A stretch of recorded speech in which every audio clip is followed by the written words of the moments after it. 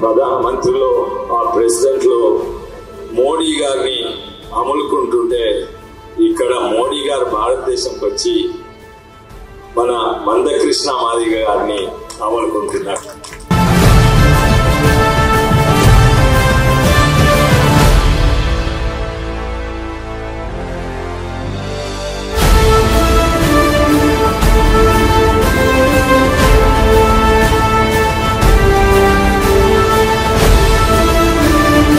జాతి బిడ్డల భవిష్యత్తు కోసం, రాబోయే తరాల కోసం ఇప్పటికీ మీరు కాంగ్రెస్ అయినా, ఇప్పటికీ మీరు బీఆర్ఎస్ అయినా, మే 13వ తారీఖున జరగబోయే ఎన్నికలు మాత్రం కమలం గుర్తుకు మాత్రమే ఓటేయాలని విజ్ఞప్తి చేస్తున్నారు.